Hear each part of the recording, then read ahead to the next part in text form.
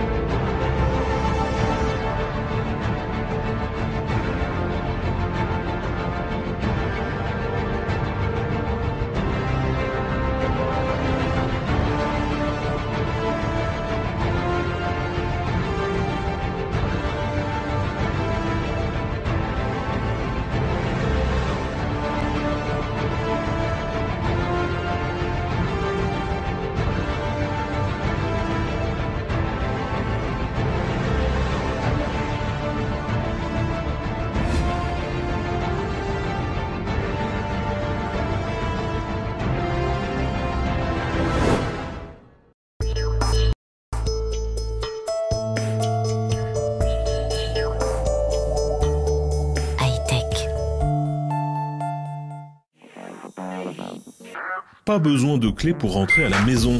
Un simple geste de la main suffit à ce jeune homme pour déverrouiller la porte d'entrée.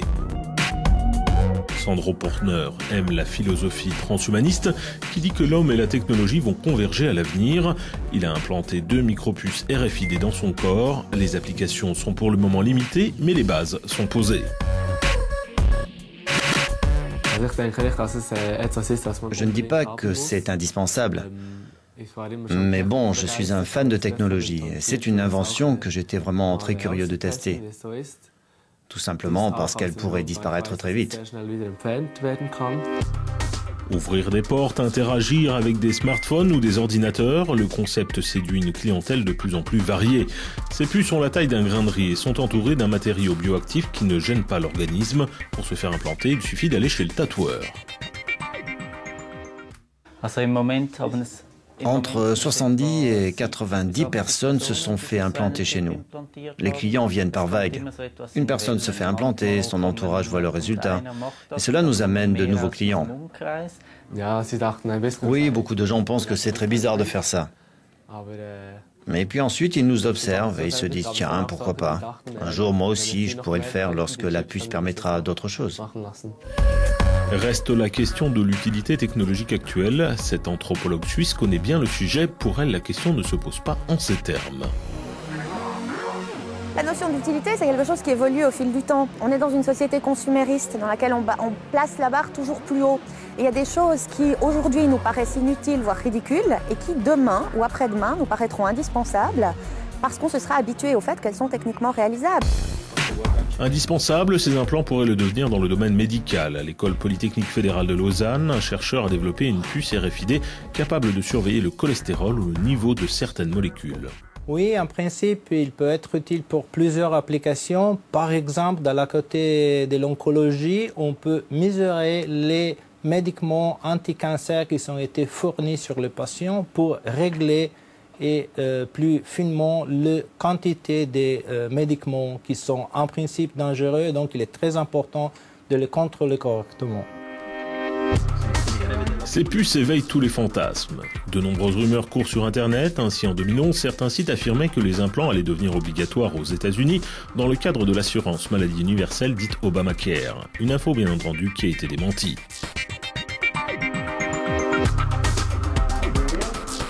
Nous voici à Stockholm, en Suède. Les puces RFID permettent d'échanger des informations, de vérifier l'identité d'une personne ou tout simplement d'utiliser la photocopieuse. Les développeurs ont conscience des possibilités qu'implique cette technologie, à commencer par le domaine des services.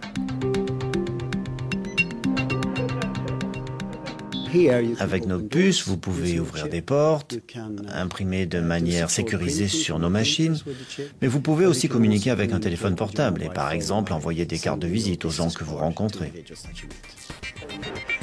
Selon les développeurs, la quantité de métal dans la puce est si faible qu'il n'y a aucun risque de déclencher un détecteur de métal.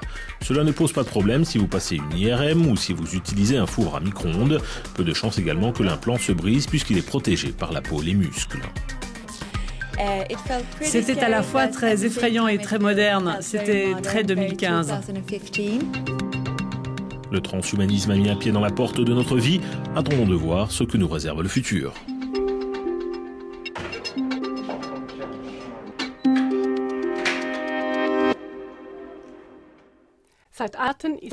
Depuis quelques mois, on peut observer comment nos médias principaux font tous à l'unisson la pub pour l'implantation dans le corps humain de la puce RFID, c'est-à-dire de la puce d'identification par radiofréquence. Ce faisant, on accentue les avantages apparents de cette technologie. Des reportages télévisés présentent des domaines d'utilisation où la puce semble être une bonne idée, comme par exemple en tant que bracelet pour des patients, dans un ticket de parking, pour l'identification des animaux domestiques, dans des permis de conduire, en tant que moyen de paiement au bar ou au centre de fitness, ainsi que dans la logistique, de la confection et dans l'alimentaire. Pour créer un impact médiatique, des journalistes se font même implanter une puce RFID en direct devant la caméra, apparemment pour vaincre la réticence des téléspectateurs. Depuis peu, les enfants sont devenus à leur tour le groupe cible de ce formatage d'opinion médiatique. C'est ainsi que la chaîne de télé allemande pour enfants, Kika, fait de la publicité dans son émission « La Terre parle à l'avenir » pour la technologie transhumaine, c'est-à-dire pour une technologie dans laquelle les limites humaines seraient surmontées.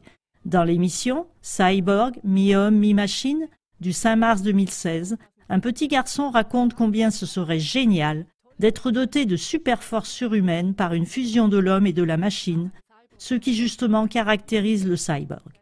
Le présentateur de l'émission, Felix Schreiber-Decker, considère que ces perspectives d'avenir sont assez cool. Il explique aux enfants, en s'appuyant sur différents exemples, comment des personnes avec un handicap, comme par exemple des sourds, des daltoniens ou des personnes à mobilité réduite, pourraient devenir des personnes cyborg par une fusion avec des appareils d'aide technique et pourraient ainsi compenser leur handicap. Mais selon la chaîne Kika, il semble que l'implantation d'une puce RFID est intéressante, pas seulement pour des raisons médicales. En fait, on fait comprendre aux enfants qu'il s'agirait d'une mode. Comme pour un tatouage ou un piercing, ils pourraient décider de se faire implanter une puce RFID. En faisant cela, ils pourraient se transmuer par amusement en cyborg qui pourrait ouvrir des portes fermées ou transmettre des données importantes par portable.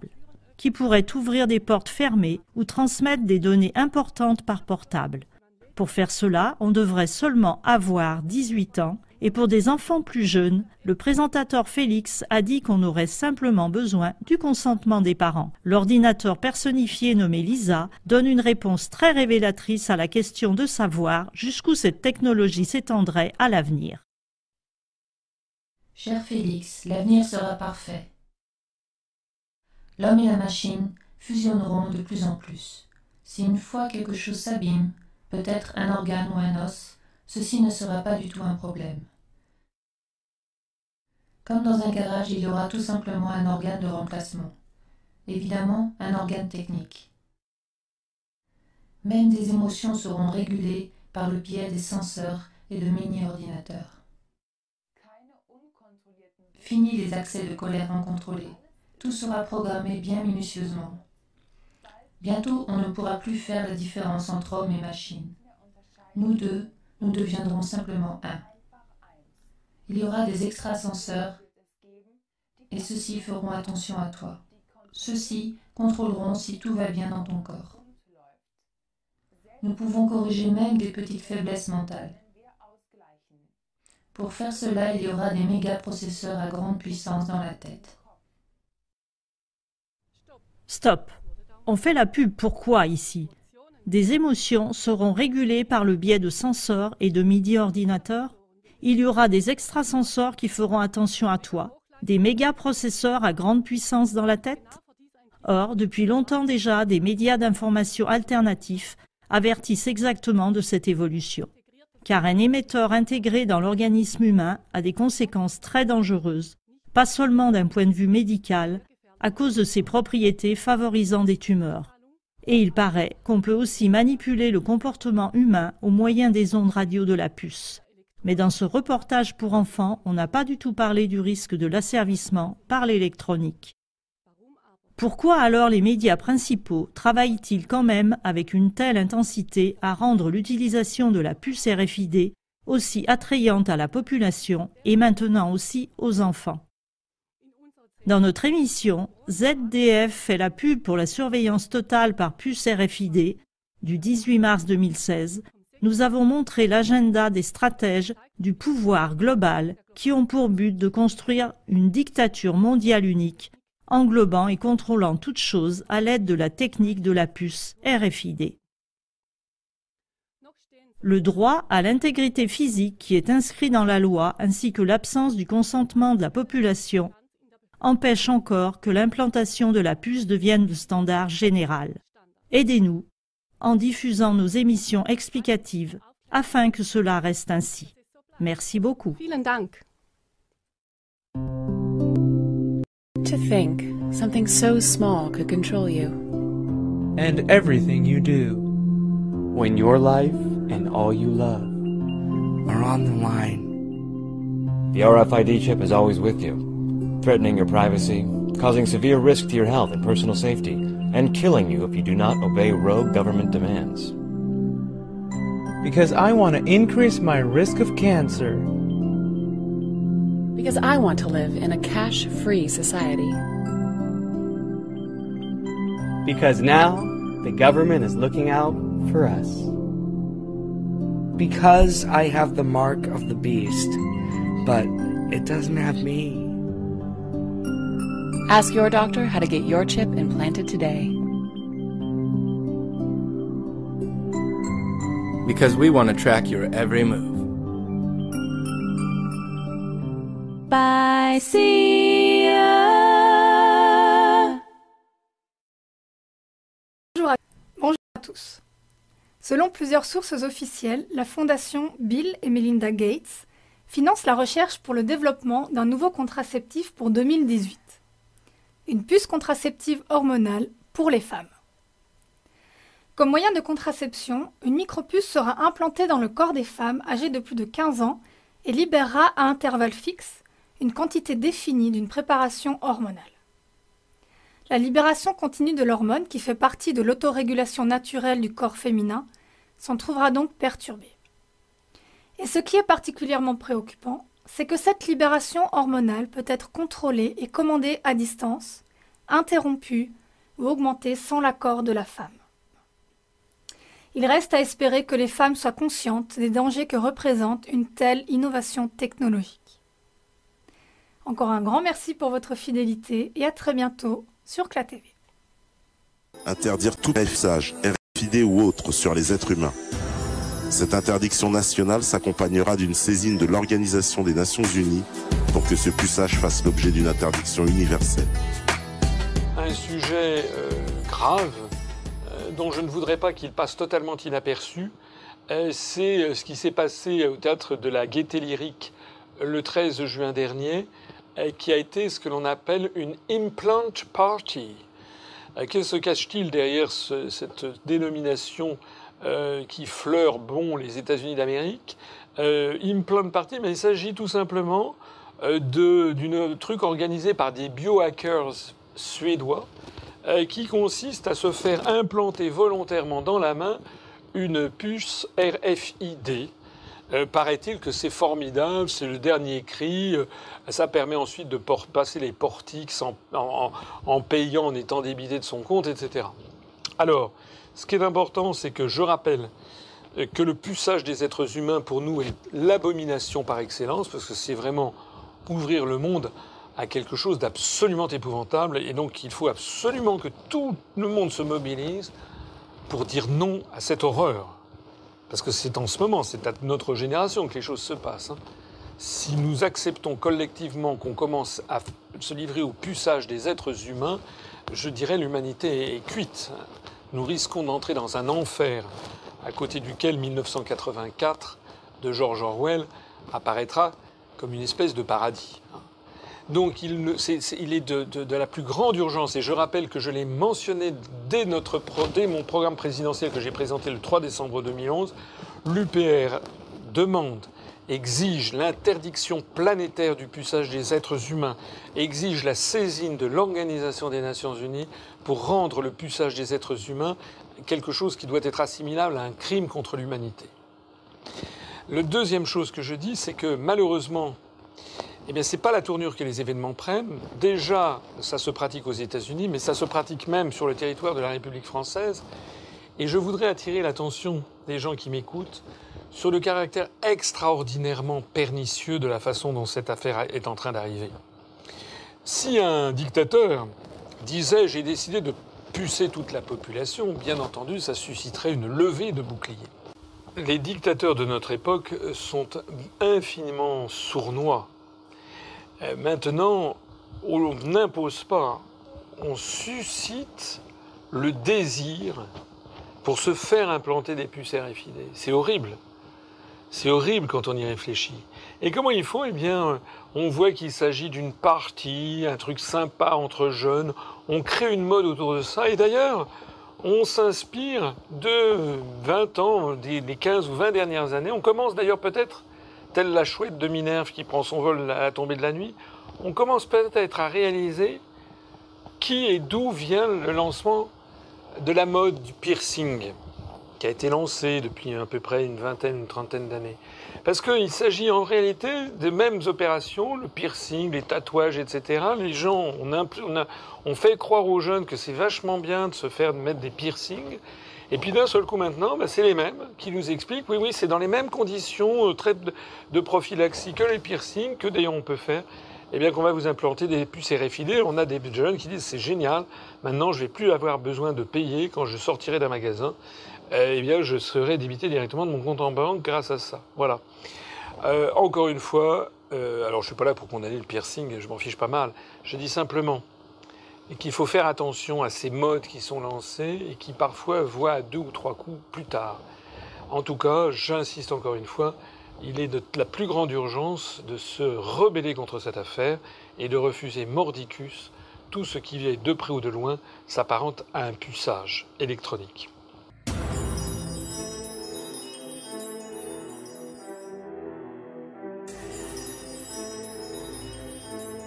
Rétablir une société de liberté.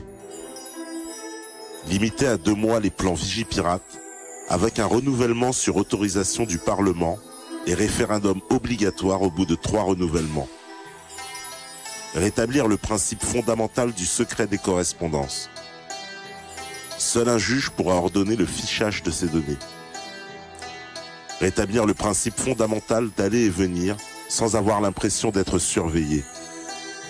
Avec réexamen périodique de l'utilité exacte du dispositif des caméras de surveillance et adoption d'une législation beaucoup plus contraignante pour en installer de nouvelles. Supprimer la reconnaissance du mandat d'arrêt européen et revenir à la procédure normale d'extradition, seule garante des libertés publiques. Retrait immédiat de la France du réseau INDECT et de tout système comparable. Ce système promu par l'Union européenne consiste en une surveillance informatique systématique des contenus Internet par mots-clés. Il viole certains principes démocratiques fondamentaux et met en place les conditions d'un univers totalitaire. Ce type de surveillance doit être dénoncé comme tel et interdit. Interdire tout puçage, RFID ou autre, sur les êtres humains. Cette interdiction nationale s'accompagnera d'une saisine de l'Organisation des Nations Unies pour que ce puçage fasse l'objet d'une interdiction universelle.